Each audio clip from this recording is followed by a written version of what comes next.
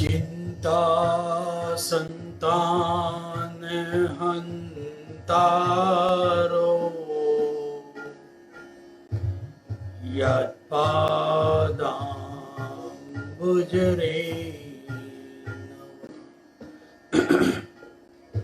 स्वीयानां तन्निजाचार्य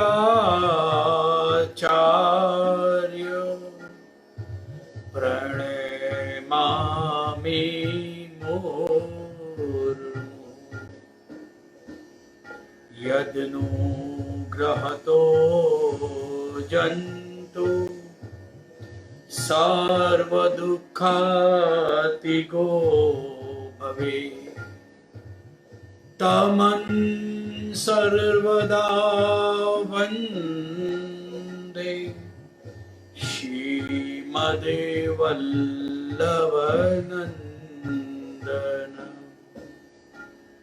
अज्ञानतिमिरान्धस्य ज्ञानाञ्जनशलाकया चक्षुरुन्मीलितं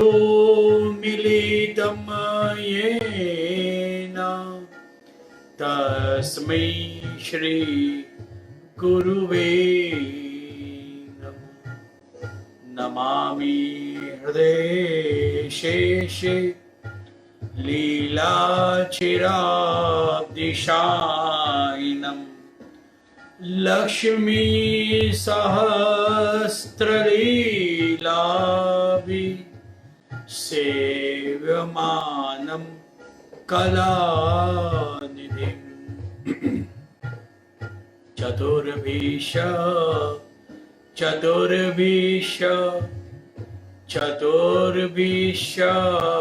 त्रिभिः षड्भिः विराजते योऽसौ पञ्चदा हृदये मम पञ्चदा हृदये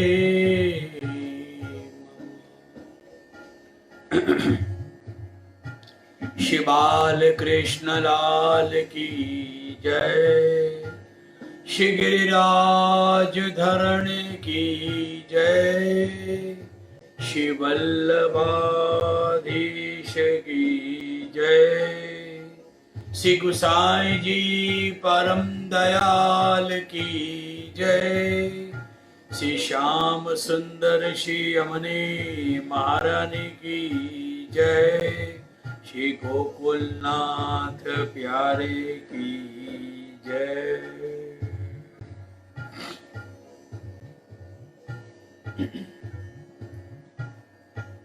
सत्संग प्रारंभ हो उसके पहले वार्ता सत्र हो, चाहे नवरत्न के सेशन हो, पर प्रारंभ के प्रोटोकॉल्स हैं।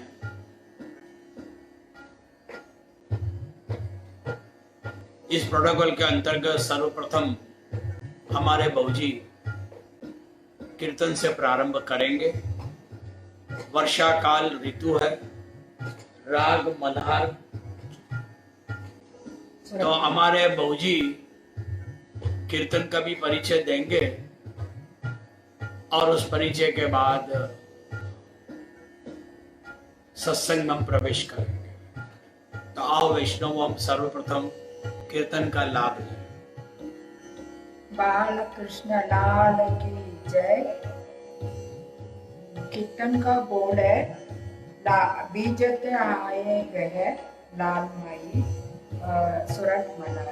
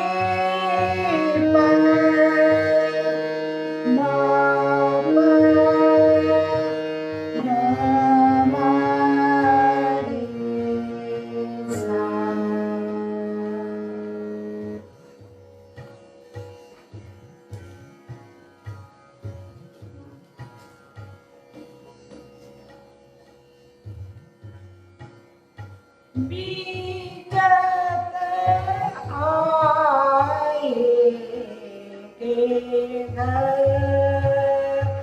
लाल माई बीजत आए के घर बीजत आए के घर लाल माई बीजत आए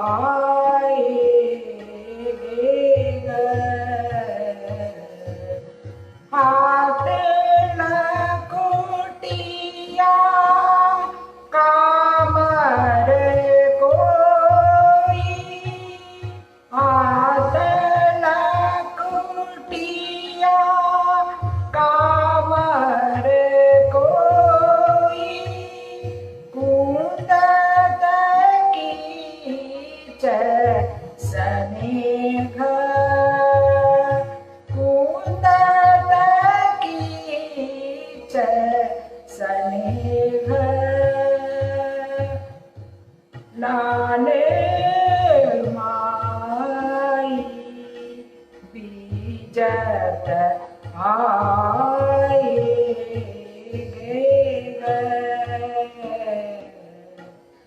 निश अंधियारी मगन पूजत निश अंधियारी मगन सूजत पवन जाकोरत मेघ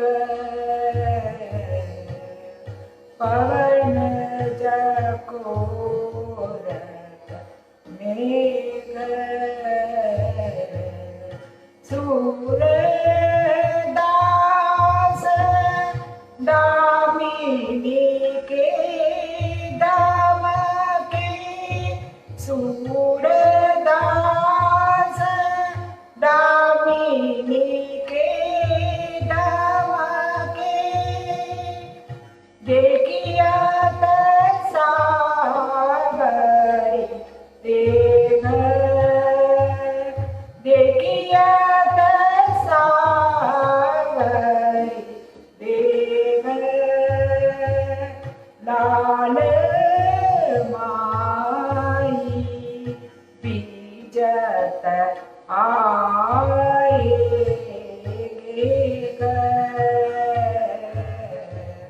बीजत आए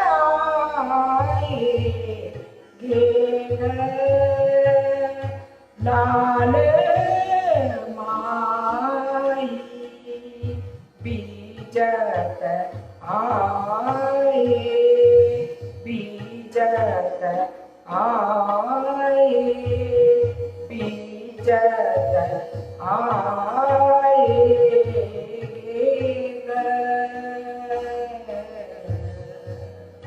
बाबा कृष्ण लाल की जय। श्री गोवर्धन नाथ की जय।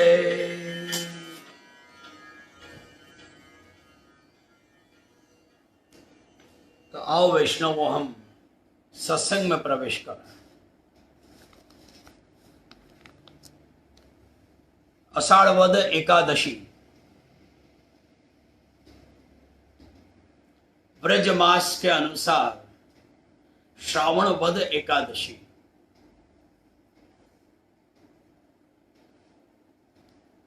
ये एकादशी को कामिका एकादशी भी कहते हैं। कामिका का अर्थ है इच्छाएं।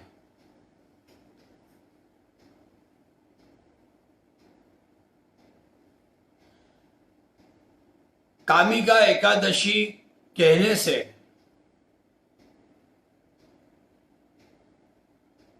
वर्षा ऋतु में जब व्रजांगनाओं श्री ठाकुर जी को प्राप्त करने के लिए, उन्हें मिलन के लिए जो आकुल और व्याकुल बनी, और इतनी व्याकुलता बढ़ गई कि उनके दोनों नेत्र कमलों से अश्रु की धारा, श्रावण भादों के नीर प्रकट हुए। ये वो अश्रु थे जो बहे जा रहे थे। उसका कारण था उनका देह भी अलौकिक था, उनका जीवन भी अलौकिक था, उनके पुरुषार्थ भी अलौकिक थे। श्री ठाकुर जी के सिवाय जीवन में कुछ भी अधिक नहीं था। इसीलिए तो श्री आचार्य चरण ने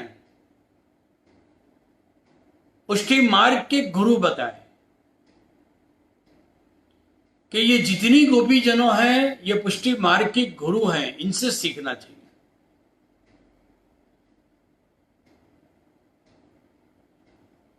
आषाढ़ महीना है, जहां वर्षा की ऋतु बड़े तेजी से चलती है, धूमधाम से चलती है, बिजली भी गड़के, मेघों की गर्जना होवे। आज समस्त गोपी जनों जो ब्रज लल्ला हैं, उनके अंग धूज रहे हैं, क्योंकि वो बरसात में भिजी हुई भी है श्री ठाकुर जी के इंतजार में कि कब प्रभु पधारेंगे, कब प्रभु के साथ हमारा मिलन होगा।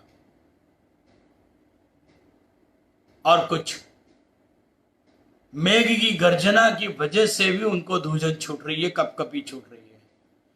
श्री ठाकुर जी के विरह में इतनी व्याकुल बनी हुई है कि कुंजों में बैठकर वो राह देख रही हैं कि कब प्रभु पधारेंगे। कुंजों के कुछ द्वारों पे खड़ी हैं और इंतजार कर रही हैं कि प्रभु अब पधारेंगे, अब पधारेंगे। हे नाथ, हे प्रियतम प्रभु, अब तो आप झट से पधारो। ऐसी इच्छा लेकर कामिका के रूप में ये सारी व्रज भक्त गोपी जनों श्री ठाकुर जी के लिए इंतजार कर रही है कि कब प्रभु पधारेंगे और कब प्रभु के साथ हमारा मिलन होगा। और ये प्रसंग से आज के दिन कामिका एकादशी के रूप में अपने यहाँ पर मनाया जाता है। और अब हम ग्रंथ में प्रवेश करेंगे। तो आओ वैष्णवों, कृष्णदास मेघन के चरित्र में प्रवेश करने से पूर्व हम श्री वल्लभ के चरणारविंद में कोटान कोटि हम वंदन करें, विनंती करें क्या आप ही कृष्णदास मेघन के चरित्र को पुनः हमारे हृदय प्रदेश के अंदर स्थिर करो।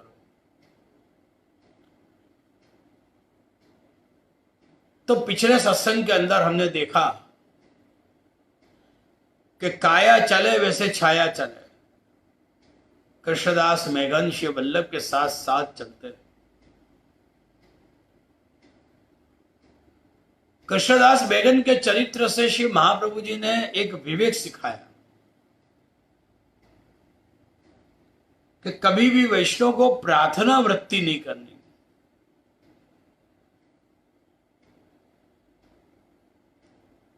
क्योंकि प्रभु जो हैं वो सर्व समर्थ हैं। प्रार्थना वृत्ति कब होती है? कि जब हमें सामने के पक्ष के अंदर अविश्वास हो जाए, थोड़ा अधीरियापन हो जाए कि क्या ये मुझे मिलेगा, या मैं झट से मिल लूं ऐसे, मुझे मिलना चाहिए।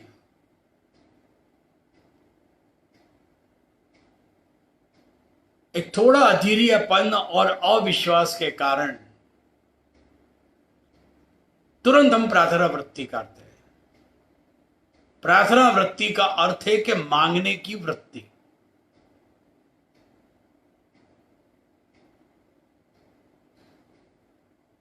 और उसमें भी ठाकुर जी के पास और गुरु के सन्मुख जाकर तो बिल्कुल ही नहीं मांगना चाहिए। और अगर मांगना भी पड़े तो उसमें श्री ठाकुर जी का तत्व क्या? भक्ति की अपन कामना कर सकते हैं, मांग सकते हैं, क्योंकि भक्ति दान का विषय है। ठाकुर जी की सेवा और बढ़े वो हम मांग सकते हैं। सेवा को ज्यादा बढ़ाने के लिए, सामर्थ्य के लिए भी हम मांग सकते हैं। अर्थात अलौकिक के लिए हम मांगे, लौकिक जीवन के लिए नहीं। कृष्णदास मेघन ने मांगने की भूल करी और एक नहीं, दो नहीं, तीन तीन वरदान मांग लिए।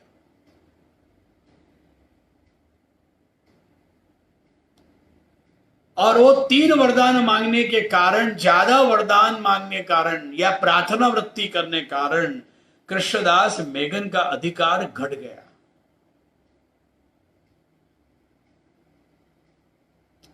अब कहां घटा वो भी हमने देखा कि जब व्यासाश्रम में श्री महाप्रभु जी पधारे तब आपने कृष्णदास मेघन को रोक दिया कि बस तू यहीं खड़ो रही हो। प्रार्थना वृत्ति के कारण कृष्णदास मेघन का अधिकार घट गया।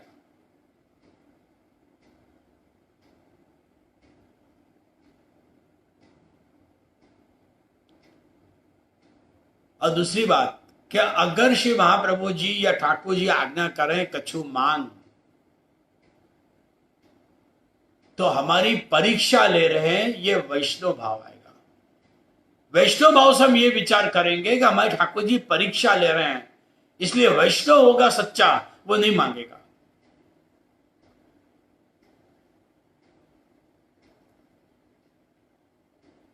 परंतु हां, इतना है कि कृष्णदास मेघन श्री महाप्रभु जी की आज्ञा में रहते हैं। वो गुरु से भी अधिक पुरुषोत्तम भाव से भजते थे। उनके मन में यही था कि ये मेरे साक्षात व्रज कृष्ण हैं, ये मेरे पुरुषोत्तम हैं।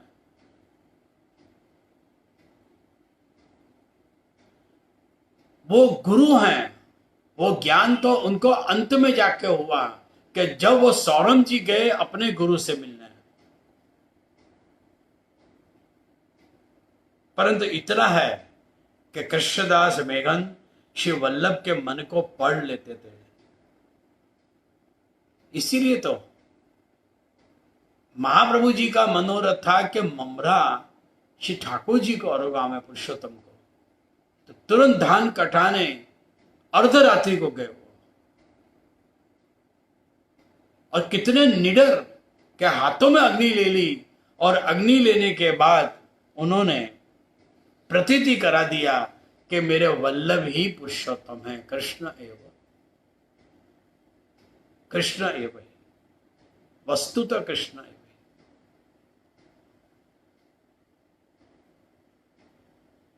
कृष्णदास मेघन ने यह भी सिखाया कि वैष्णवों, प्रेम जिससे हो तो उससे कभी मांगना नहीं चाहिए, क्योंकि प्रेम मांगने में नहीं होता है, प्रेम हमेशा देने में होता है। प्रेम में देना है, लेना नहीं है। क्योंकि नहीं मांगोगे तो प्रेम बढ़ जाएगा। प्रेम हमेशा देता है। सच्चे वैष्णव जो होते हैं वो कभी भी मांगते नहीं है। यही कृष्णदास के चरित्र को अपन श्रीमद् भागवत के प्रसंगों से हम देखें कि जब उद्धव जी व्रज में पधारे, बड़ा करुणा वाला प्रसंग है। ब्रज में पधारे और 6 महीना तक आप ब्रज में रहे। उद्धव जी ब्रजवासियों का संदेश लेकर मथुरा जाने की तैयारी कर रहे हैं। ब्रजांगनाओं से उन्होंने प्रश्न किया कि देवियों, कोई संदेश है? कृष्ण से कुछ कहना है? देवियों कृष्ण कैसे हैं, ऐसा मन में कोई संदेश हो तो बोलो। जब उद्धव जी ब्रज में आए तो ज्ञान लेकर आए थे, परंतु जब ब्रज से पाछे मथुरा गए तो प्रेम रस से वो भीग चुके थे। एक कवि ने तो बड़ा सुंदर कहा है, ज्ञान मार्ग तंड के सुखाए मन मानुष को, सरस सुहाए घनश्याम करीबे लगे।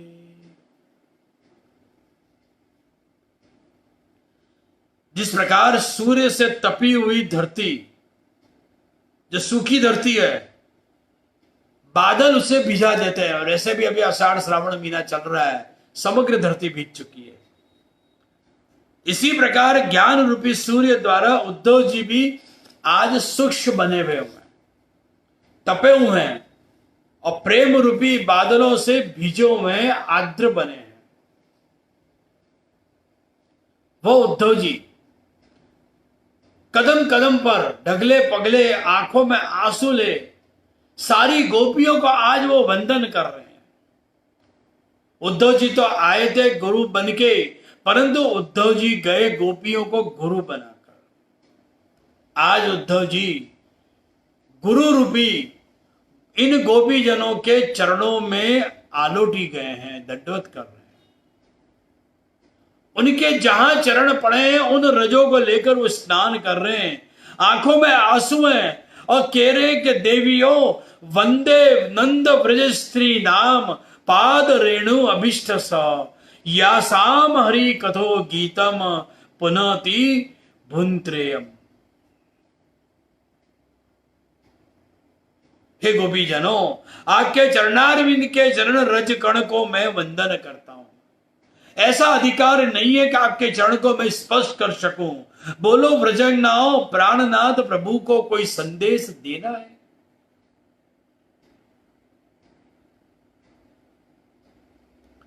दूसरे हों तो क्या संदेश दे सकते, कैसे कैसे संदेश भेजते हैं। आप आए नहीं, आपने हमारी संभाल करी नहीं, हमारे ऊपर ध्यान नहीं दिया, हमारे लिए विचार नहीं किया। न जाने हम कितनी कितनी सलाह भरा पत्र हम भेज देते हैं, क्योंकि सलाह आज दुनिया में सबसे सस्ती हो गई है, बाकी हर चीज महंगी हो गई है।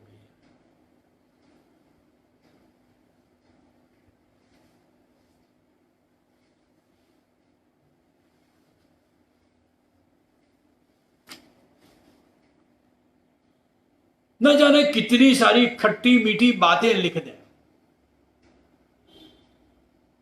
आज तो गोपी जनों ने हाथ में कलम ली, परंतु कहां से लेके आवे, आंखों में काजल लगे हुए हैं, और उन काजलों से लगता हुआ अश्रु बाहर बह रहा है। कितनी सुंदर कवि की कल्पना है कि जब उद्धव चले ब्रज से, तब लिखने की लेखनी कहां थी व्रजंगनाओं की। कदम की एक झीली डाली ली,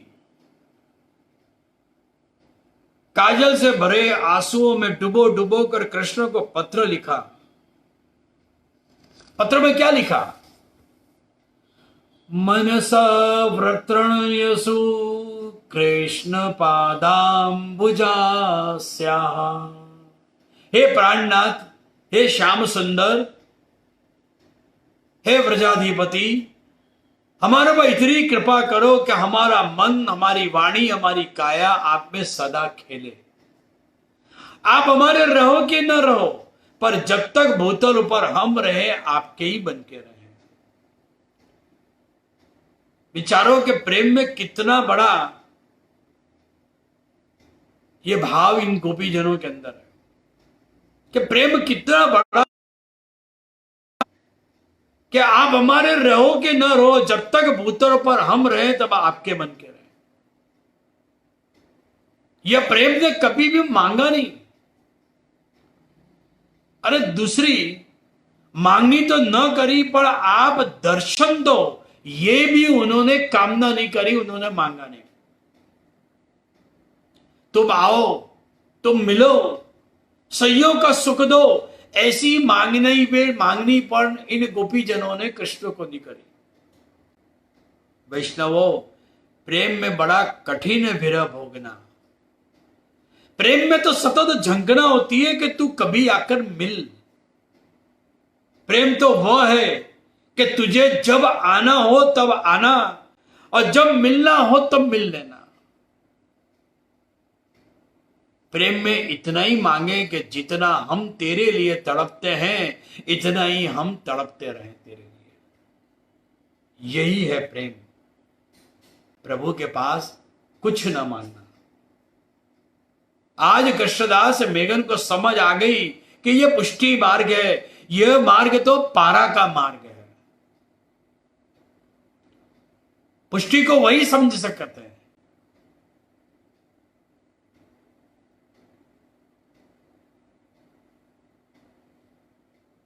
पुष्टि मार्ग को समझने के लिए अधिकार होना चाहिए, पात्रता होनी चाहिए। सामान्य लोग पुष्टि मार्ग को समझ नहीं सकेंगे। सामान्य जीव ने तो मान लिया है कि एक भ्रम ऐसा मान लिया है मन में कि यह मार्ग तो अपरस का है, यह मार्ग तो छुआछूत का है, यह मार्ग तो केवल ठोर बूंदी लड्डू का है। बस प्रसाद खाओ, खाओ पियो और पुष्ट हो जाओ। याद रखना वैष्णव, पुष्टि मार्ग के लिया है ना, बहुत ही गहरे हैं। समग्र सिद्धांत बड़े रहस्यमय है, खूब समझने जैसे हैं। यो तो कठिन भी है और यो बड़े सरल भी है। अब कृष्णदास मेघन के हृदय में पुष्टि मार्ग फलीभूत हुआ। खुद की भूल जो थी वो समझ आने लगी। कृष्णदास ने विचारा कि वल्लभ मेरे माथे विराजे और उनकी छत्र छाया में रहकर मैंने 3-3 बार मांगा। बहुत ही पश्चाताप हुआ। आज वो समझ गए कि मांगे तो खुद का सर्वस्व जाए। और फिर तो कृष्णदास मेघन के हृदय के अंदर पुष्टि मार्ग अब धीरे धीरे प्रकट होने लगा। कृष्णदास को लीला का अनुसंधान होने लगा। और क्यों नहीं हो? पुष्टि मार्ग का अनुसंधान कब होगा? कि जब हमारे अंदर गोपीजनों का भाव आएगा, सखी भाव आएगा। कृष्णदास मेघन भी लीला में विशाखा सखी है। कृष्णदास मेघन ने विचारा कि मेरे ऊपर कृष्ण गोविंद गोविंद गोपाला, कृष्ण गोविंद गोविंद गोपाला, भजो मुरली मनोहर नंद लाला, भजो मुरली मनोहर नंद लाला, कृष्ण गोविंद गोविंद गोपाला, कृष्ण गोविंद गोविंद गो। आज कृष्णदास ने मेघन ने विचार किया कि मेरे ऊपर श्री वल्लभ अनुग्रह करके आपने खुद की सेवा दी। ठाकुर जी की सेवा तो कई वैष्णव के माथे पधराई। जिस प्रकार दामोदर हरसानी जी को वल्लभ की मानसी सेवा करें, तो कृष्णदास मेघन सतत श्री वल्लभ की तनुजा सेवा करें। श्री वल्लभ जहां जहां पधारे वहां वहां वो छत्र लेकर पधारे। आज आप लोग देखते हो कि कई बार कई वल्लभ कुल के बालक कोई प्रसंग में पधारते हैं तो छत्र लेकर वैष्णव साथ में चलता हो, छत्र के नीचे नीचे बालक पधारते हैं। और साथ में कई छड़ीदार के रूप में भी वैष्णव सेवा देते हैं और पधारते हैं। तो तनुजा सेवा यानी कि छत्र की सेवा करते हैं। आज की भाषा में यूं कह सकते हैं कि कृष्णदास मेघन श्री वल्लभ के खवास हैं। दयाराम भाई ने कहा है ने कहा, हमें तो राज के खासा खवास रे। सेवा करते करते अब कृष्णदास के अंतःकरण में नित्य लीला के स्मरण जागृत हो गए।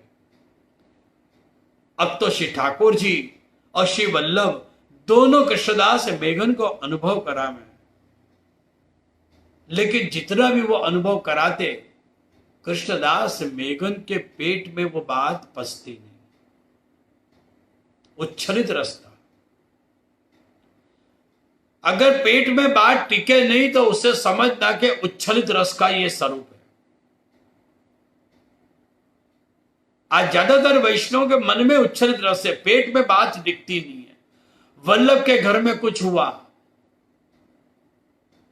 पुष्टि मार्ग में कुछ हुआ, हवेली में कुछ हुआ, कोई वैष्णव के घर में हुआ, तुरंत वो उच्छलित रस में आ जाएंगे और पेट में बात टिकेगी नहीं और तुरंत जाकर वो सब जगह प्रचार।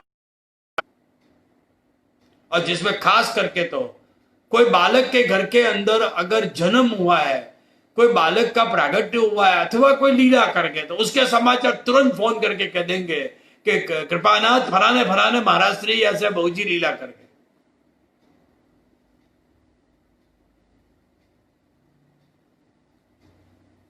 कभी भी वैष्णव को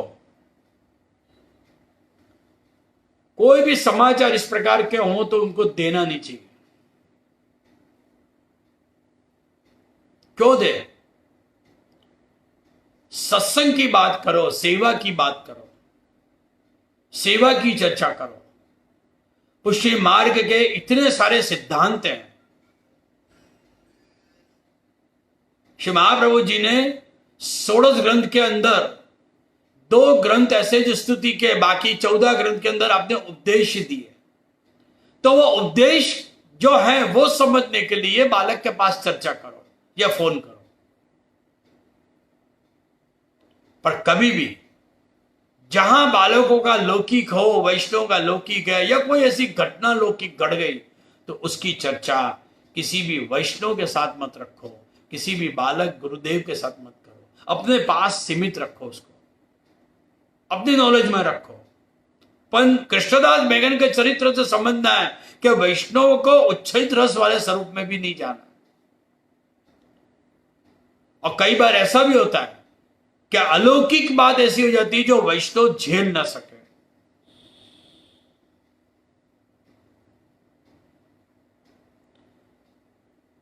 और कभी कभी ऐसा भी होता है कि तपेली में जैसे उभरा है ऐसा मन हो जाता है। कई भगवत अनुभव ज्यादा हो जाए तो तुरंत हमारे मन में हो जाएगा कि मैं किसी को अपना ये अनुभव किसी से शेयर करूं या किसी के साथ में कहूं।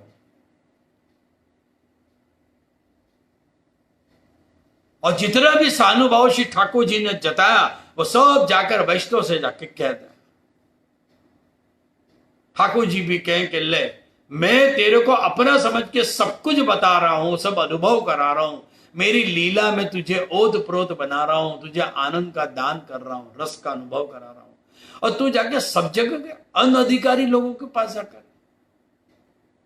ये सब गोप्य वार्ता है।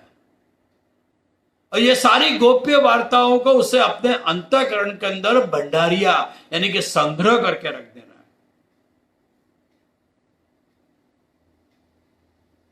कृष्णदास मेघन के भी हृदय के अंदर जो भी अनुभव होते थे वो तुरंत जाकर वैष्णव के पास कर देते। और वैष्णव से रहा नहीं गया तो एक दिन जाकर श्री महाप्रभु जी को सबने फरियाद करी। याद रखना वैष्णवों, बेडरूम की चर्चा बेडरूम तक ही होनी चाहिए, ड्राइंग रूम में भी नहीं आनी चाहिए। पर हमारी स्थिति यह है पुष्टि मार्ग में कि ड्राइंग रूम तो छोड़ो, फुटपाथ या रोड पे भी सब बातें आ गई, हर चीज बाहर आ गई है। बेडरूम की बात बेडरूम में होनी चाहिए। पति पत्नी की बात होती है वो बेडरूम में रहती है। और पत्नी अगर जो बाहर जाकर ये बात करे बेडरूम की बात, तो वो पागल नहीं कहलाएगी, बेचारा। इसी प्रकार हमारा श्री ठाकुर जी के साथ एक गुप्त संबंध है, नित्य लीला का संबंध, एक अलौकिक संबंध है। तो हमारे ठाकुर जी के बीच के जो भी आनंद की बात है वो हमारे पास ही सीमित होनी चाहिए, उच्छल रस बनकर किसी के सामने चर्चा नहीं करनी चाहिए। श्री महाप्रभु जी ने आज्ञा करी कि कृष्णदास, ये जब देखो तब तुम्हारी फरियाद आवे वैष्णव सु, कि तुमको जो अनुभव करा में ठाकुर जी हम जो कृपा करें वो जाके वैष्णव में चर्चा करो। कृष्णदास मेघन ने कहा, कृपानाथ मेरे से रहा नहीं जाता है इसलिए मैं कह देता हूं, परंतु आप इनसे पूछो कि मैंने जो भी कहा क्या इनको मालूम है, याद है? श्री महाप्रभु जी ने श्री वैष्णवों से पूछा, याद है? तो कि ना महाराज, ये कहते तो हैं, हम सुन तो लेते हैं, लेकिन हम तुरंत भूल भी जाते हैं। पात्र छोटो है, रस नहीं ठहरेगा। और हमारी स्थिति यही है, अच्छी बातें जो हैं वो याद नहीं रहती है, और खराब बातें जो हैं वो बारंबार हमें याद रहती है। उसी भंवर के अंदर हम घूमते रहते हैं। पात्र हो तो उसे वो झेल सके। कृष्णदास मेघन ने जो रस बताया, अनुभव कराया उनको, वो पात्रता ऐसी थी कि वो झेल नहीं पाते थे। दामोदर हरसानी और कृष्णदास मेघन में यही अंतर कि दामोदास हरसानी जी अनुभव जितना करते ना वो अपने अंतःकरण में संग्रहित रखते, और कृष्णदास से रहा नहीं जाता कह देते थे।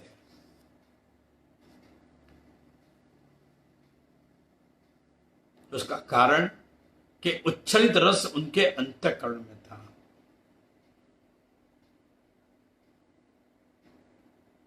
ऐसे कृष्णदास मेघन जिन्होंने श्री महाप्रभु जी के पास कुछ प्रश्न किए, और ये प्रश्न समझने जैसे है और हमारे हृदय को स्मरण करने जैसा है। प्रश्न पहला किया उन्होंने कि कृपानाथ श्री ठाकुर जी को क्या अच्छा लगता है, ऐसी कौन सी वस्तु है जो ठाकुर जी को प्रिय है। आपने आज्ञा करी, कृष्णदास ठाकुर जी को गोरस प्रिय है। गोरस का भाव क्या? गो यानी कि इंद्रियां, और उसके अंदर जो इंद्रियों में रस है, जो स्नेह से सबर बना और प्रभु को समर्पित बना, इसीलिए प्रभु को वो वस्तु बहुत ही भाई। हमारे शरीर की जितनी इंद्रियां हैं, जिन इंद्रियों से हम ठाकुर जी को सुख देते हैं, उनके अंदर जो है अलौकिक रस होना चाहिए। वो अलौकिक रस श्री ठाकुर जी को प्रिय है, वही भाता हमको। दूसरा अर्थ है गो का के अंतःकरण, और अंतःकरण में जागता रस यानी कि प्रेम। ठाकुर जी को भक्त के अंदर रहा हुआ जो स्नेह है, वो स्नेह बहुत अच्छा लगता है। इसीलिए कहता है ना, भले थोड़ी सेवा करो पर प्रेम से करो। और ये रस के भोक्ता केवल प्रभु है। कोई भी सामग्री सिद्ध करें परंतु उसे स्नेह युक्त। ठाकुर जी सामग्री को नहीं अरुकते हैं, ठाकुर जी पदार्थ को नहीं अरुकते हैं, पर उन पदार्थ और सामग्री के अंदर हमारा जो स्नेह है, जो हमारा भाव है, उस भाव को श्री ठाकुर जी अंगीकार करते हैं, प्रभु से भोगते हैं। अब बिना स्नेह के हम अगर आलस करके अगर सामग्री बनाएं, जबरदस्ती बनावे तो करना ही पड़ेगा, और वो सामग्री जब भोग धरते हैं तो ये समझ लेना वैष्णवों, ऐसी सामग्री या पदार्थों के भोक्ता प्रभु कभी नहीं बनते।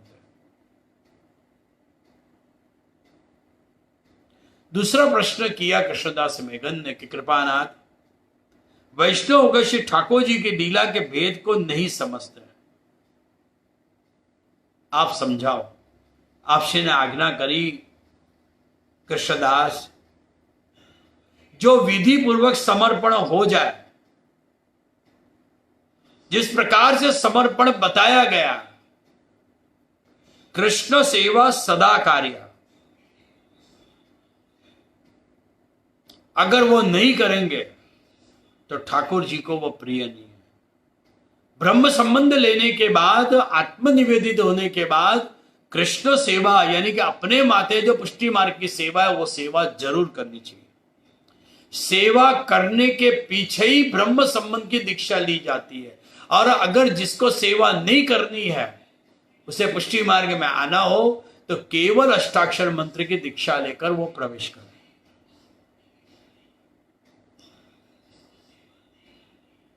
दूसरा उन्होंने समझाया कृष्णदास, जो अपने माते ठाकुर जी विराज रहे हैं उसको पहले समझना पड़ेगा कि ये कौन से लीला के स्वरूप है। क्योंकि हर जीव की जो सेवा है वो अलग अलग भाव से है।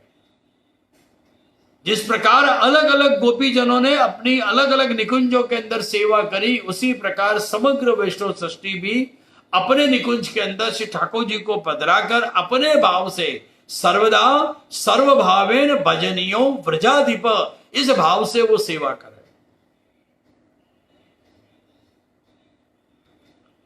तो कृष्णदास बेगन ने पूछा कि अब कृपानाथ ये तो बताओ कि ये लीला का स्वरूप और लीला की भावना को हम समझें कैसे। तब आपने आज्ञा करी कि हरेक वैष्णव को तादृशी का संग करना चाहिए। और यही बात अपने को नवरत्न ग्रंथ में भी समझाया कि निवेदनम तो स्मृतम सर्वथा तादृशी जनी, सर्वथा तादृशी जनी निवेदनम तो स्मृतम, कि तादृशी के संग से लीला को भाव को समझो। संग तो करते हैं हम, पर विचारो वैष्णव कैसा संग करते हैं? ऊपर ऊपर से, जैसे समुद्र किनारे गए, अपने पैरों को छप छपा करके आगे छप छपिया कर ली और कह दिया कि हम तो समुद्र में डुबकी मार के आ गए। पर खरेखर अंतकरण से संग करना चाहिए, और वो भी उत्तम वैष्णव का संग करना चाहिए। तो उत्तम वैष्णव का संग कैसा? उत्तम वैष्णव किसको कहेंगे? जो केवल वल्लभ की वाणी का अवगाहन करे।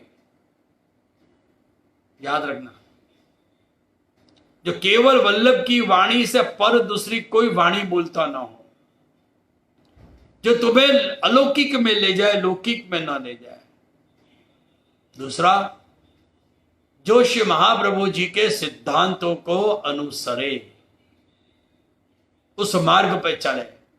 ऐसे उत्तम वैष्णव का संग करने से जो भगवत भाव और लीला जो स्वरूप भावना है, उन सबको हम उससे समझ सकेंगे।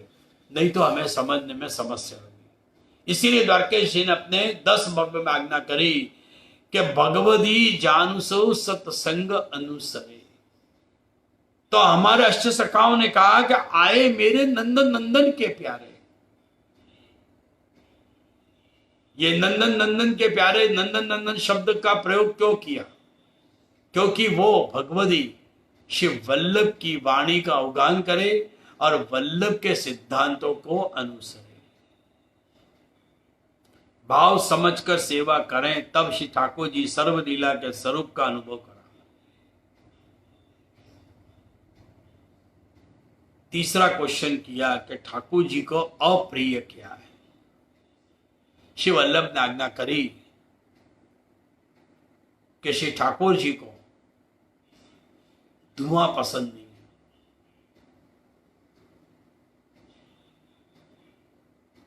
वैष्णव ने विचार किया कि ठाकुर जी को धुआं पसंद नहीं है, तो कोलसे की सिगड़ी उठाकर बंद कर दी और गैस के चूल्हे बसा लिए,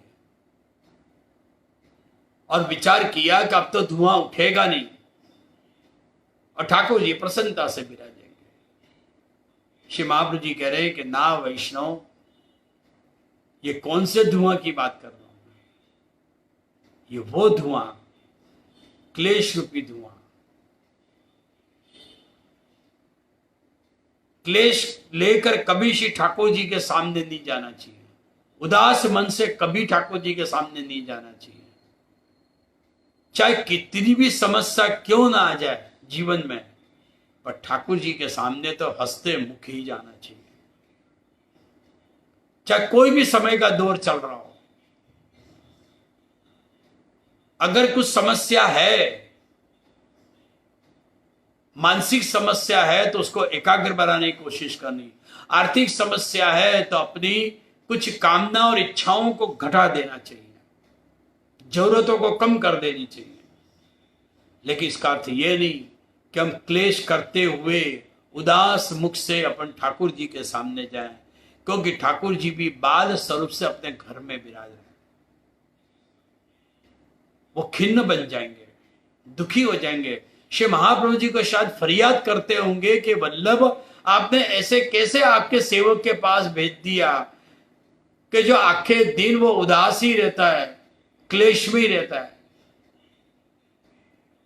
तो यहां पर अनेक प्रश्न कृष्णदास मेघन ने किए जो समझने जैसे हैं।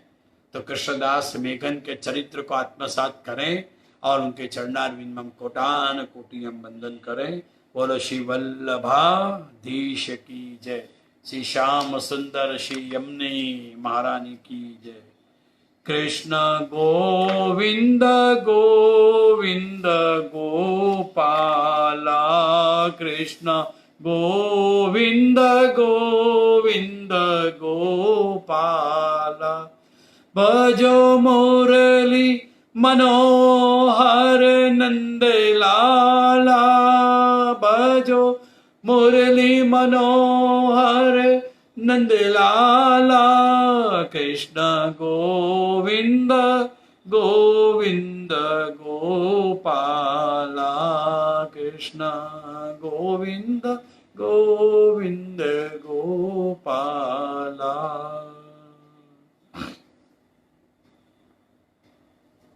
तो आओ वैष्णवों, अब हम नए चरित्र में प्रवेश करें।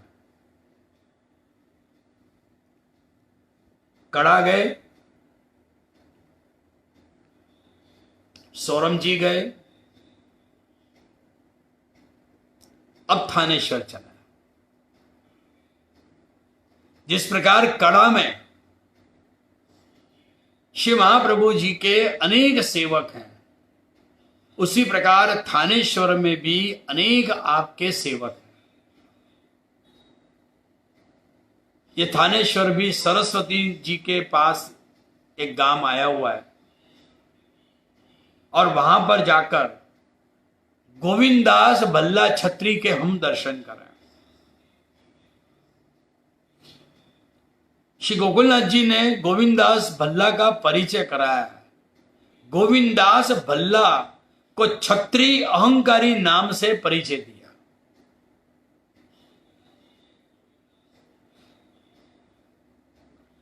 क्षत्रियों में रहा जो अहम तेज है, सब वैष्णव ने छोड़ दिया, परंतु गोविंदास भल्ला ने नहीं छोड़ा। एक चरित्र हमने देखा था, रामदास सारस्वत ब्राह्मण जो पूर्व देश के थे, कितना अहंकार उनके अंदर। उस चरित्र से हमने सीखा कि अहंकार कितना भी हो वो हमारे जीवन के लिए बाधक है। एक थोड़ा सा भी अगर अहंकार आ जाता है वैष्णव में तो कितना बड़ा दंड उसे मिलता है। और ये दंड हम गोविंदास भल्ला छत्री के चरित्र में प्रसंगों से देखें। गोविंदास भल्ला छत्री के लिए गोकुलनाथ जी लिखते हैं कि पूर्व जन्म में नंदा लेके वो पाड़ा या वानर थे, इसीलिए इस जन्म में भी आड़ाई करने की वृत्ति उनकी गई नहीं। कितने हैं ऐसे वैष्णव जिनकी आड़ाई करने की वृत्ति जाती नहीं है। वो आड़ाई वल्लभ कुल के साथ तो करते ही हैं, वैष्णव के साथ तो करते ही हैं, और मंदिर में अगर जो ट्रस्टी बन गए ना तो वो तो उससे भी ज्यादा आड़ाई करते हैं। एक स्वभाव उनका बन गया है। मनुष्य जन्म कितने भी क्यों ना ले लेना है, लेकिन अंदर से उसका स्वभाव बदलना बहुत ही कठिन है। कभी कभी होता है क्या है कि बाहर से बड़ा सुंदर दिखता है, वेरी हैंडसम, बहुत ही हैंडसम दिखता है, परंतु उसका जो स्वभाव सुंदर है कि नहीं उसकी कल्पना हम नहीं कर सकते हैं। कभी कभी क्या होता है कि मनुष्य बहुत ही बदसूरत होता है, लेकिन उसका स्वभाव जो है बड़ा खूबसूरत होता है, सुंदर होता है। यूरोपियन देश में अगर उनके इतिहास में जाए हम, वहां बड़े बड़े तत्ववक्ता हो चुके हैं। ऐसे ही एक तत्ववक्ता विद्वान बहुत ही बदसूरत था, और वहां तो जहर देना, किसी को मृत्यु देना तो कॉमन था प्राचीन समय में। शादी हुई, लेकिन पत्नी को एक क्षण भी वो सुहाए नहीं। उसके मन में इतना क्रोध कि प्रभु से कहे कि इतना गंदा पति मुझे क्यों मिला, जिसका मन गंदा, मुंह इतना गंदा, परंतु उसका जो मन और स्वभाव था ना, बड़ा सुंदर था। और सुंदरता का माप वैष्णवों कभी चेहरा देख के नहीं होता है, स्वभाव से मिलता है। और वो इतना अच्छा था विद्वान, वो तत्व वक्ता। कोई कारण सर उसे गुनाह के रूप में उसे पकड़ लिया, जेल में डाल दिया, और सजा निर्धारित हो गई कि कल तुम्हारी मृत्यु निश्चित है, कल तुमको जहर दिया जाएगा। पहले के जमाने में फांसी पे भी लटकाया जाता था और जहर देके भी मारा जाता था। उस तत्ववक्ता के कोई प्रेमी और मित्र कई थे जो उनके शिष्य समान भी थे। उनसे मिलने के लिए वो जेल में आए।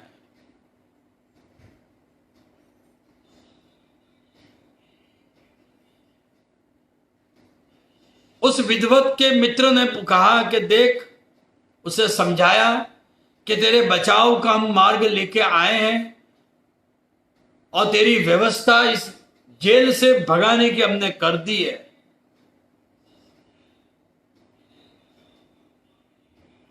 और तेरी तो सजा डिक्लेयर हो चुकी है जहर से खाने की, और भाई तू जहर खाएगा तो मर जाएगा, और जहर तुझे मार देगा। वो तत्ववक्ता जो था वो हंसने लगा। उसने कहा कि मित्र, तू मुझे जेल से छुड़ाएगा? अरे मित्र, मैं जेल से निकले तो तड़प रहा हूं।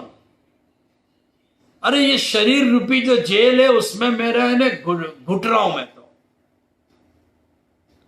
और मित्र, जीने के लिए तो मैं फापा मार रहा हूं, कैसे भी मैं अपने जीवन को चलाऊं, लेकिन ये जो जीवन है उसमें फापा नहीं मारना। नहीं मित्र, मुझे आज तो मौत से भेंट नहीं दे।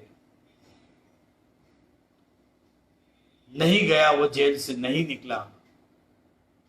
और वो तत्ववक्ता ने दूसरे दिन जहर का कटोरा हाथ में लिया। उसे तो मरना ही है,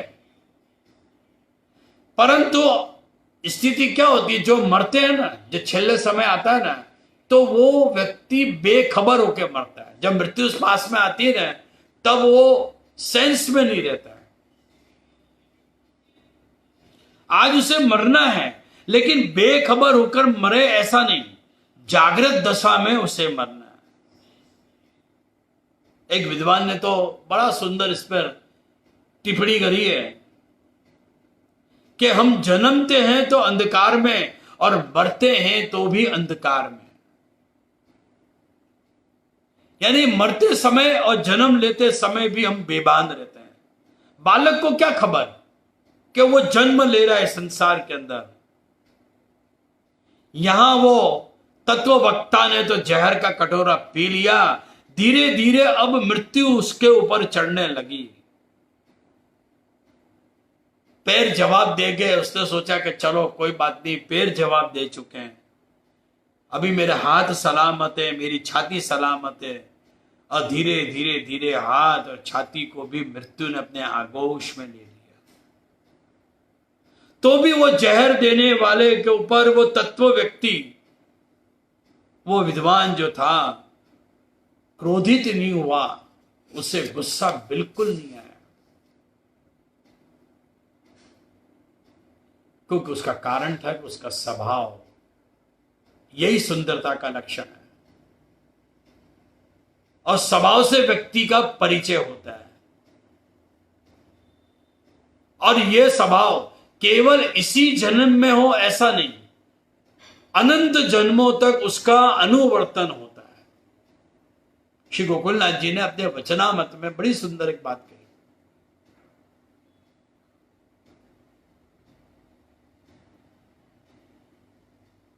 वैष्णवों ने पूछा गोकुलनाथ जी से, कृपानाथ, लोगों के स्वभाव कैसे कैसे होते हैं?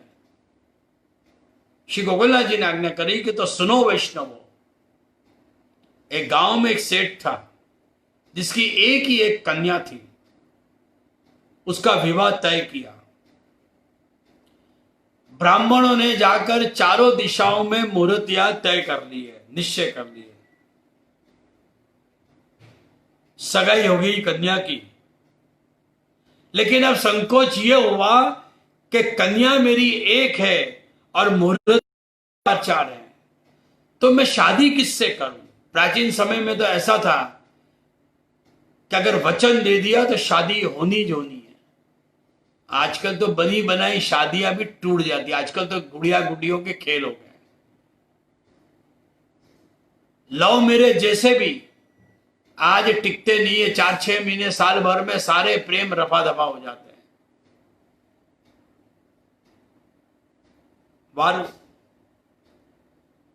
एक साधु का संग हुआ। सेठ ने अपने साधु के पास अपनी परेशानी बताई। साधु ने कहा कि बच्चा क्यों चिंता करता है, एक काम कर, रास्ते में तुझे जा और तुझे जो 3 चीज मिले तो उठा के ले आ। कोई मनुष्य तो मिला नहीं, मिले तो कौन मिले? स्वान मिला, गधड़ी मिली और बिल्ली मिली। वो तीनों को लेकर आया। सेठ ने कहा कि महाराज, ये 3 ही चीज मिली है मुझे, ये कुतिया मिली है, ये गधेड़ी मिली है और ये बिलाड़ी मिली है। बोले बच्चा चिंता क्यों करता है? साधु ने अपनी काया कल्प के प्रभाव से उन तीनों को कन्या बना दी।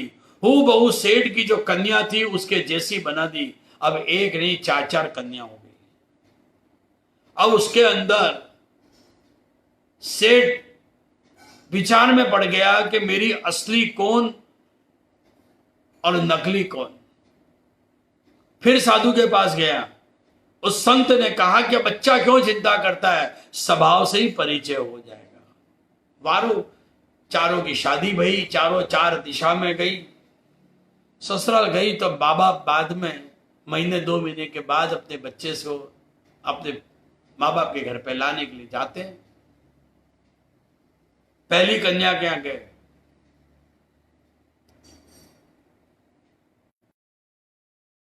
उसने कसी कमर, चेहरा लाल तमा गया। बोले ऐसी कन्या? बोले कैसी? कि मुंह में जीभ डालती ही नहीं है, बाहर ही रहती है।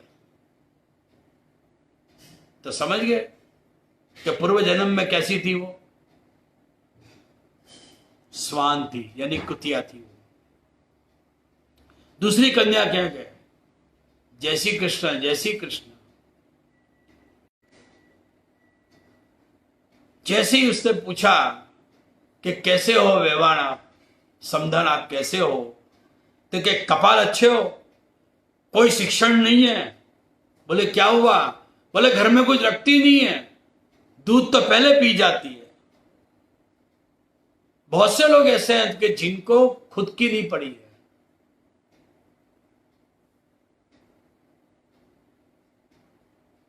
स्व में जीते वो लोग, स्वजन का विचारते नहीं है। खुद के लिए जिएंगे पर दूसरे के लिए नहीं सोचेंगे। तो आप समझ गए कौन सी थी वो पूर्व जन्म में? वो बिल्ली थी। तीसरी है कन्या वो मिलने के लिए गए, समधी को देखकर, पिता को देखकर समधन ने तो अपनी कमर कस ली। बोले ऐसी लड़की जो छप्पर पगी, बात बात पे लात मारे, काम तो खूब करे लेकिन बाद बाद में वो लात मारे, अक्कल नाम की कोई चीज नहीं। तो पूर्व जन्म में वो गधी थी। और चौथी कन्या लक्ष्मी जैसी। तो मनुष्य का स्वभाव से परिचय होता है, उसका घर देखकर नहीं, उसके कपड़े पहने उससे नहीं, उसकी बोल चाल से नहीं, उनसे सच्चा परिचय कभी नहीं होगा, उसमें धोखा होगा।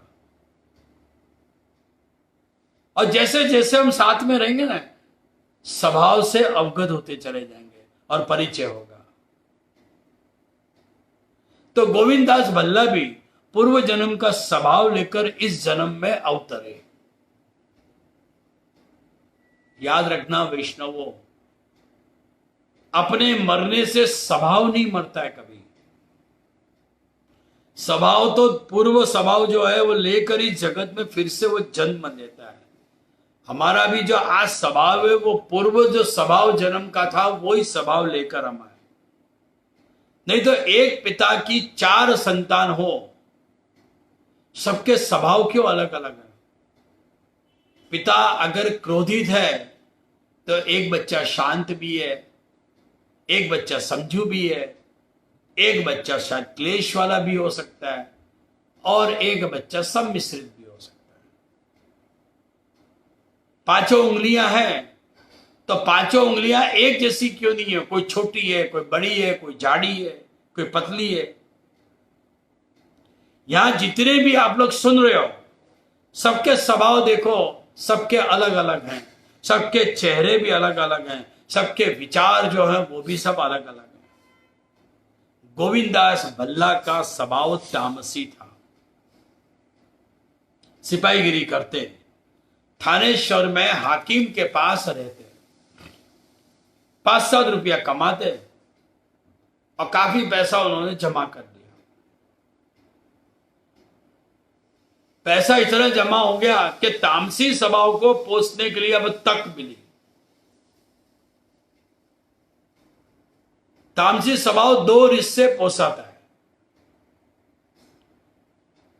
कितना तामसी स्वभाव ऐसा है कि जो लाव लाव लाव करे, और कितना तामसी स्वभाव ऐसे हैं जो दूसरों से छीनकर खुद को पोसे,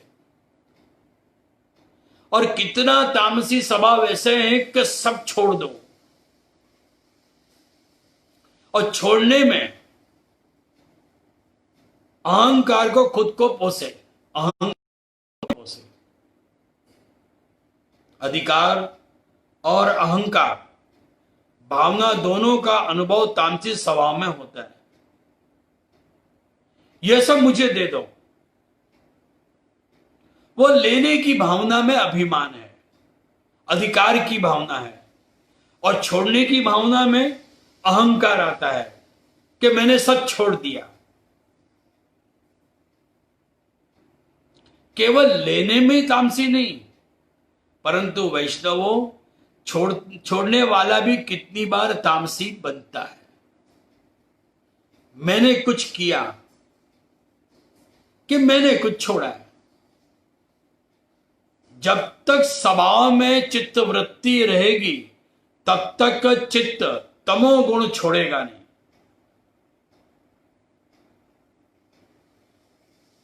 छोड़ने के बाद भूल जाओ कि तुमने छोड़ा है उसे, और उसका अनुभव अगर करना है तो निर्जला एकादशी जो अभी गई,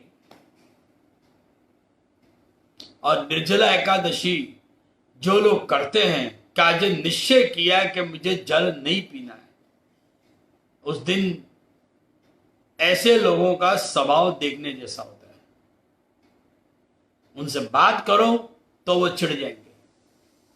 अगर बहू ने भूल के भी अपनी सास को पूछ लिया कि मां मार्केट जा रही हूं, मैं मॉल में जा रही हूं, दुकान से कुछ लाना है,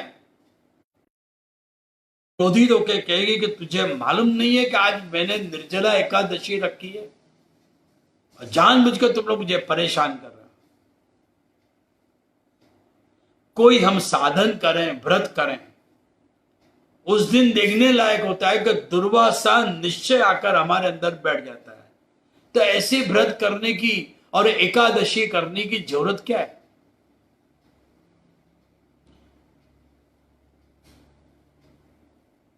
तो ऐसे फलाहारी और त्यागी दुर्वासा क्रोधी का स्वभाव बनकर हमारे सामने आता है।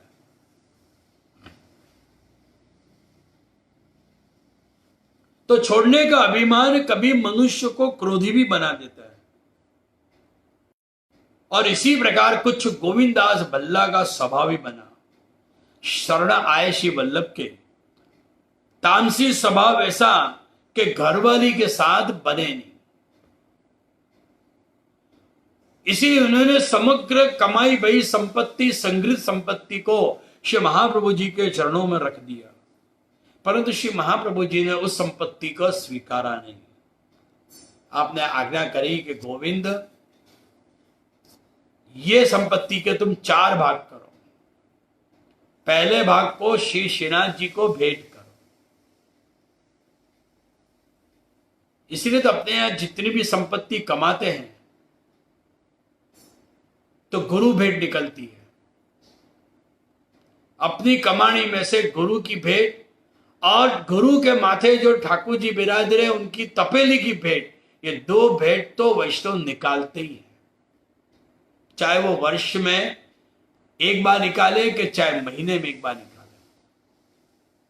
आपने आज्ञा करी कि गोविंद, 1 भाग श्रीनाथ जी की भेंट, दूसरी घर की जो भगवत सेवा है उनका भाग, तीसरी स्त्री जो तेरी है उसके निभाव के लिए, और बाकी जो चौथा है उसे तुझे भेंट करनी हो तो तू मेरे चरण में रख सकता है, हाथ में।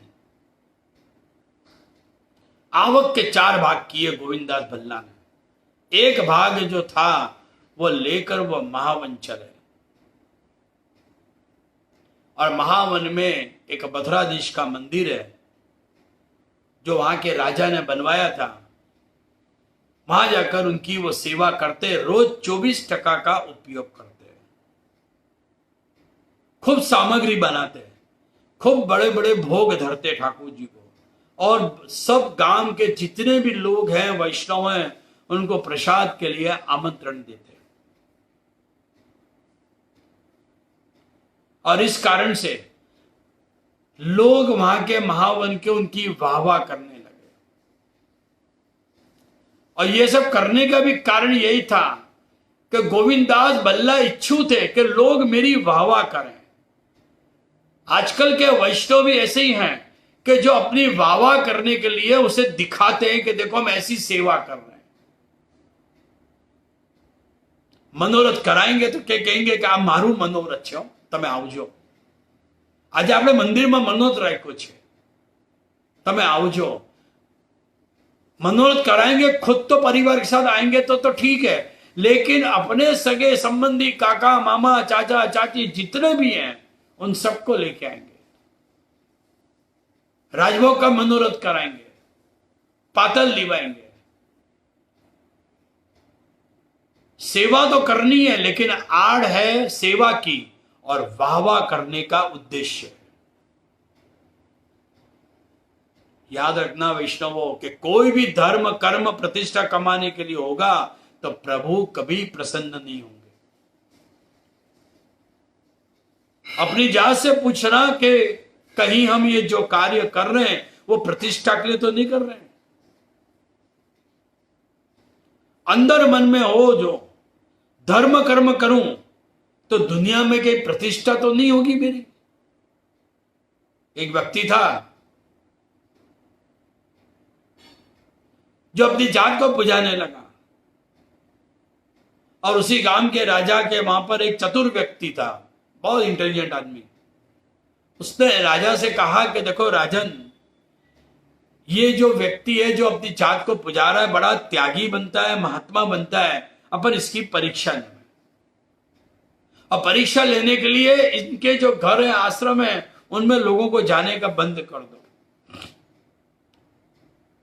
राजा ने फरमान निकाल दिया। अब धीरे धीरे लोग कम होने लगे। वो साधु ने, व्यक्ति ने विचार किया कि ये लोग बोले इतनी कम क्यों होंगे। उसने विचार किया कि जब लोग आ ही नहीं रहे तो इतना बड़ा त्याग करके मैं करूं क्या। तो उसका त्याग का तो मूड चला गया।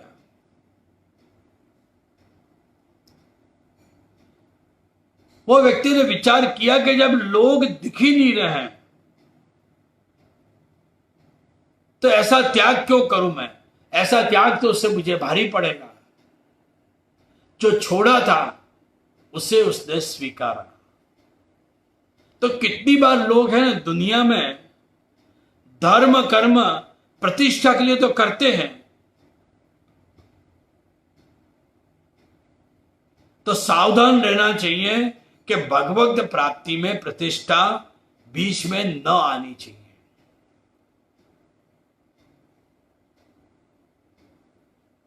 हम एक ही कर्म करें, पर किस उद्देश्य से करें उसका जानना बहुत जरूरी है।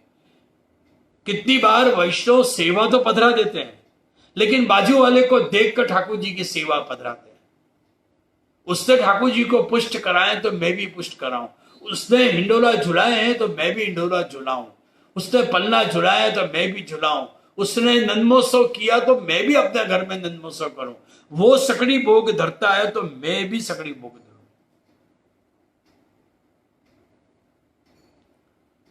और ये इसलिए कर रहे हैं क्योंकि ये बताने के लिए कि वो मेरे पड़ोसी कर रहे हैं तो खुद भी करेंगे। कि पड़ोसी को दिखाना है, दुनिया को दिखानी है कि मैं सकड़ी भोग की सेवा कर रहा हूं। याद रखना वैष्णव, आप अपने धर्म में केवल अपनी आत्मा का कल्याण करो, परंतु दूसरे के दिखाने के लिए दिखावा मत करो। आज सकड़ी धर रहे हैं, आज खूब सेवा बढ़ा दी और कल आप घटा भी दे रहे हो। गोविंदास भल्ला ने द्रव्य का भाग किया, मथुरा देश की सेवा महामन करने लगे, लोगों को महाप्रसाद लेवाते, परंतु केवल दिखाने के लिए कि मेरे पास बहुत ही पैसा है। लेकिन खुद जब भोजन करते, प्रसादी लेते, तो अपनी सामग्री वो अलग से सिद्ध करके निर्वाह करते। कुछ समय के बाद महावन में अनुकूल न पड़ा तो वो श्रीनाथ जी की सेवा में चले गए जतिपुरा। और सेवा इतनी ज्यादा करें, परंतु तामसी स्वभाव, सेवा में दूसरे से अच्छा लगना चाहिए, यह भी एक तामस स्वभाव है। वो सेवा करे तो मैं उससे अच्छी करूं। वो फुलगर की माला बनावे, उससे श्रेष्ठ माला मैं सिद्ध करूं। वो सेवा करे, उससे ज्यादा श्रेष्ठ मैं सेवा करूं। इसीलिए जारी जी का जल भरने के लिए जतिपुरा से वो नित्य मथुरा चलकर जाते हैं। जमुना जल भरे, यमुना जी का भाव करे, जी द्वार पहुंचे। लोग वाहवा करने लगे कि रोज गागर भरकर यमुना जल की भरो और मथुरा से लेकर आओ। लोग वाहवा करे तो अभिमान भी हुआ कि मैं दूसरों को अच्छा लग रहा हूं, मेरी सेवा श्रेष्ठ लग रही है। जो लोग श्रीनाथ जी की सेवा करे वो प्रसाद भी वहीं लेते थे, महाप्रसाद। परंतु हमारे गोविंदास भल्ला ऐसे थे जिन्होंने संकल्प लिया था कि मैं श्रीनाथ जी की सेवा तो करूंगा, लेकिन मैं महाप्रसाद कभी नहीं लूंगा। श्रीनाथ जी की सेवा करके खुद की पर्णकुटी में आते, जनेऊ अंदर करते, तिलक को मिटा देते और ब्रजवासी के पास जाकर वह भिक्षा मांगते। और भिक्षा में जो प्राप्त हुआ उससे वो रसोई सिद्ध कर ध्वजा को भोग धरकर फिर वो ठाकुर जी का वो प्रसाद ग्रहण करते। कितना कष्ट पड़े एक वैष्णव को। सुबह पात्र को साफ करे, दोपहर को जल भरने के लिए जाए, सायंकाल भिक्षा मांगे और रात्रि को वो भोजन करे। अब तो श्रीनाथ जी से भी रहा नहीं गया। श्रीनाथ जी ने आखिर श्री वल्लभ को शिकायत करी कि तुम्हारो सेवक बहुत ही खिंचवे है। क्यों फरियाद करी श्रीनाथ जी ने? क्या आप उसे दंड नहीं दे सकते थे? परंतु कारण था दंड नहीं देने का, क्योंकि वल्लभ के सेवक हैं, अर्थात कब का मैं दंड दे दिया होता।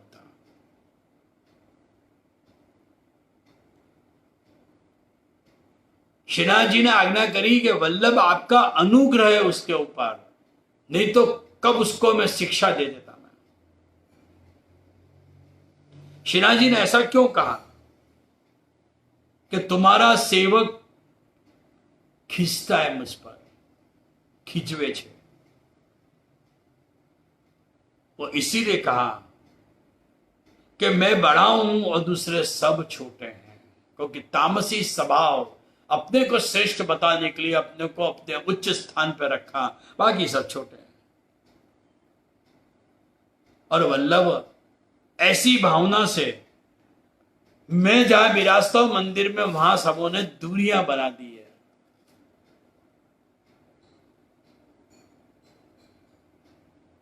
कितनी बार देखने को मिलता है ऐसे अपने समाज के अंदर कि जो बड़े व्यक्ति हैं ना, वो सामान्य व्यक्ति को बड़ा झाका पाड़ देते हैं, और सामान्य वैष्णव को ऐसे वैष्णव से बड़ा संकोच होता है।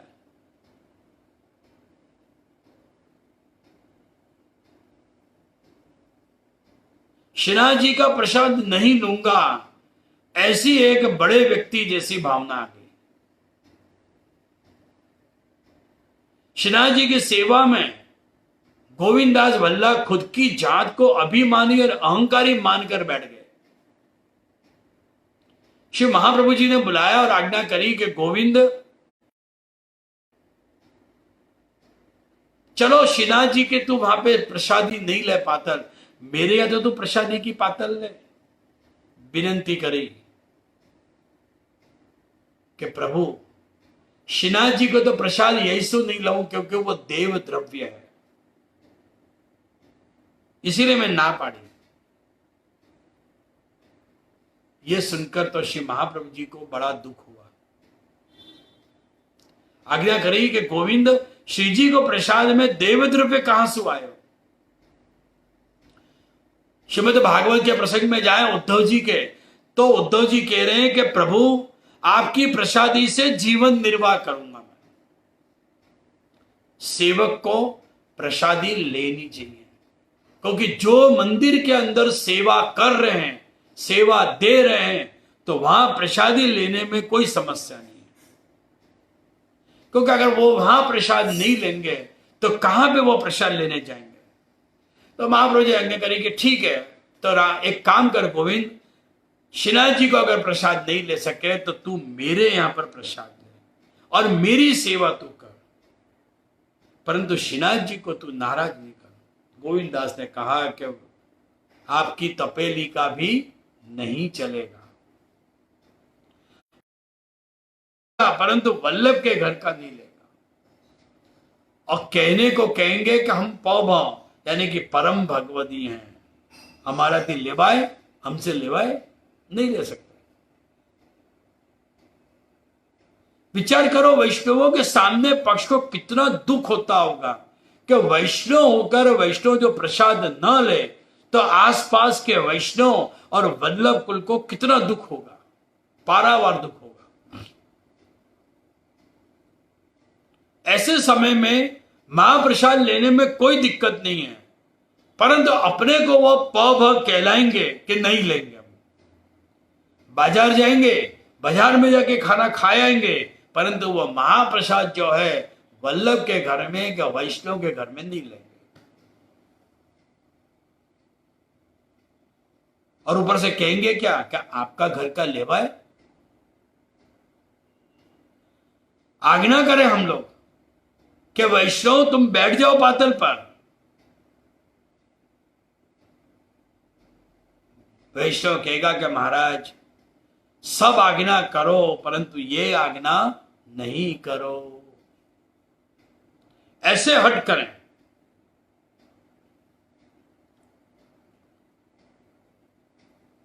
वैष्णव तो लगे,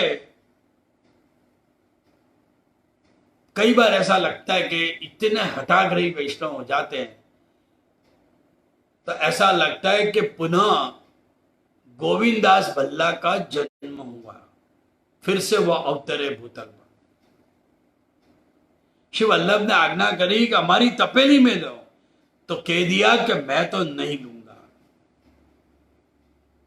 याद रखना वैष्णवों, मां बाप के सामने कभी भी हट नहीं करना चाहिए, और साथ साथ गुरु के सामने भी कभी हठाग्रही नहीं बनना चाहिए। गुरु की आज्ञा से, उस प्रमाण से जीव को चलना चाहिए, परंतु हम हट करके बैठ जाते हैं और एक हठाग्रही और दुराग्रही बन जाते हैं। 4 वस्तु मनुष्य के जीवन में सबसे बड़ी कमजोरी है, याद रखना। पहली है चिंता,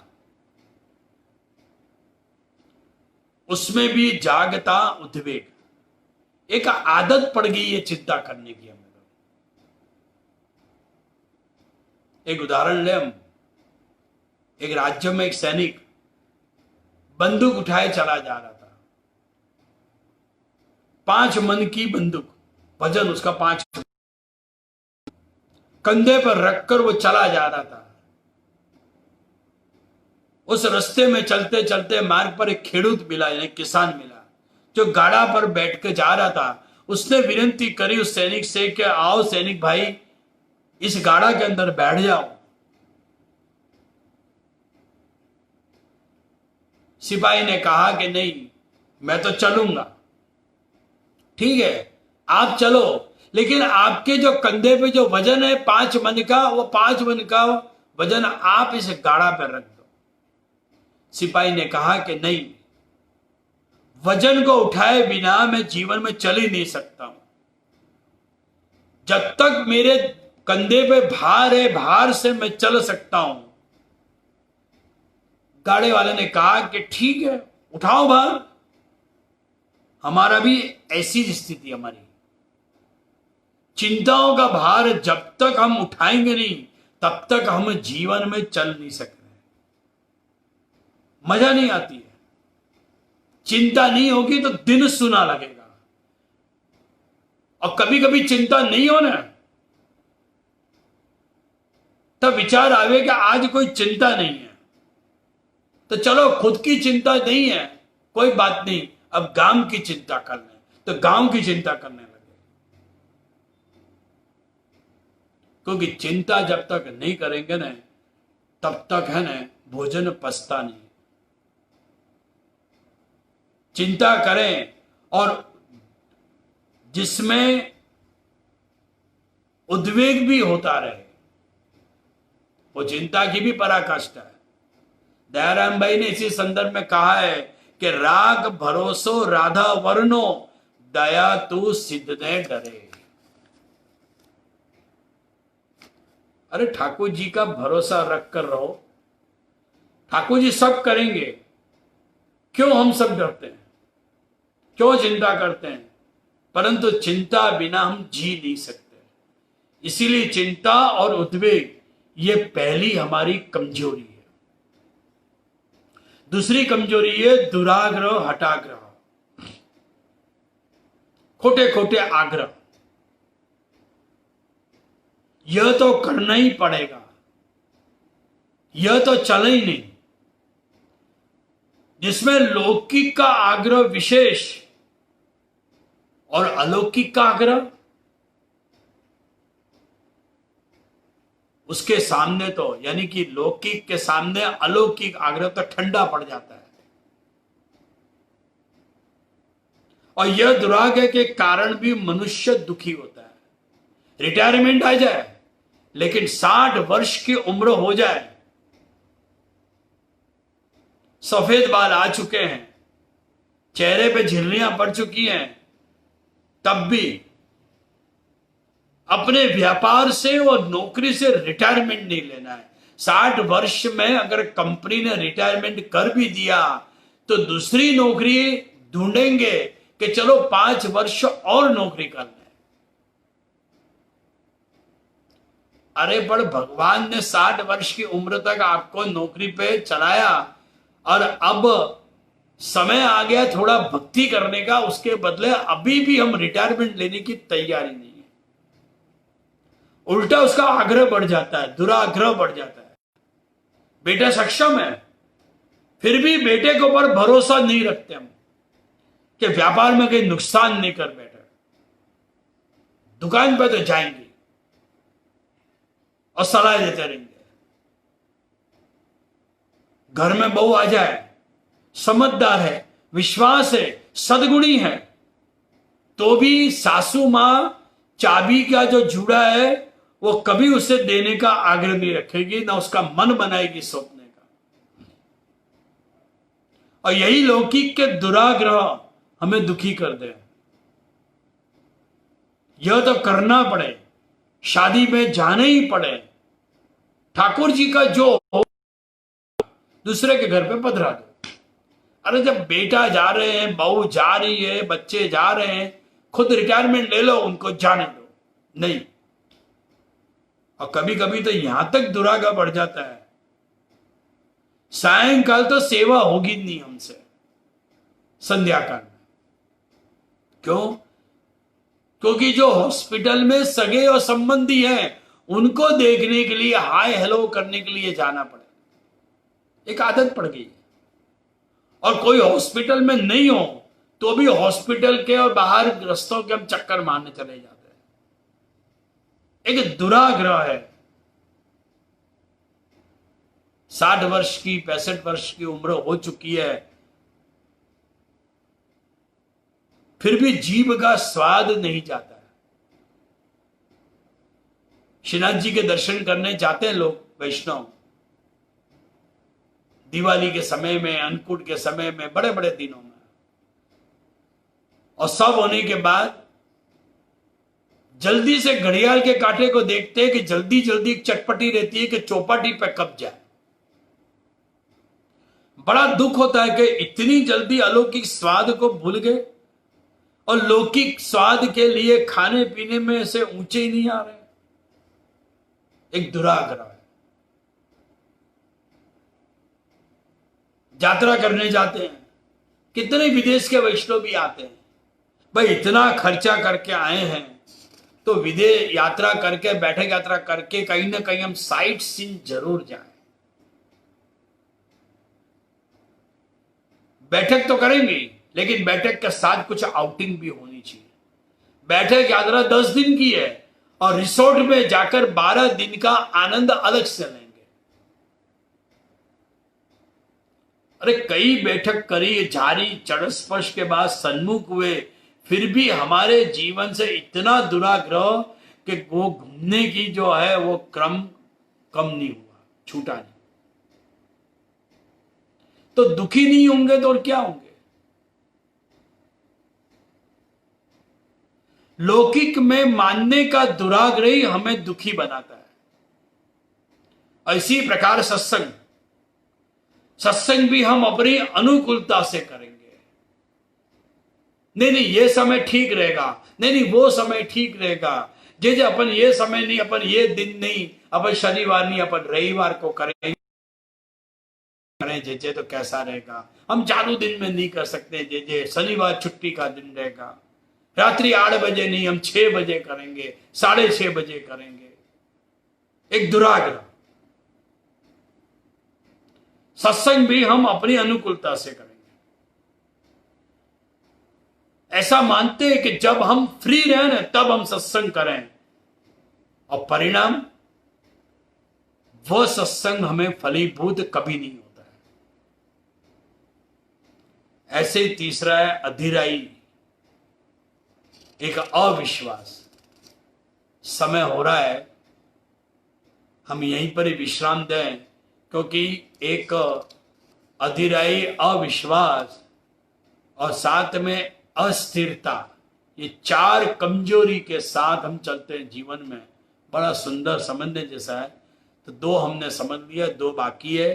तो यहां पर हम ऐसे हठाग्रही दुराग्रही, एक अविश्वास गोविंदास भल्ला का छत्री का चरित्र हम दर्शन कर रहे हैं, तो यहां पर हम विश्राम करें। अगली एकादशी के दिन फिर से गोविंदास भल्ला छत्री के चरित्र में हम प्रवेश करेंगे। तो ज्यादा समय न लेकर आज के इस सत्संग को हम यहीं पे विश्राम दें। बोलो श्री वल्लभाधीश की जय। आज के आनंद की जय। सभी वैष्णव सभा समाप्त तभी करेंगे कि जब आश्रय का पद होगा। तो सभी वैष्णव से मेरा आग्रह है कि जहां बैठे हैं वहीं से बैठे बैठे अपने आश्रय का पद करें। शिवल्लभाधीश।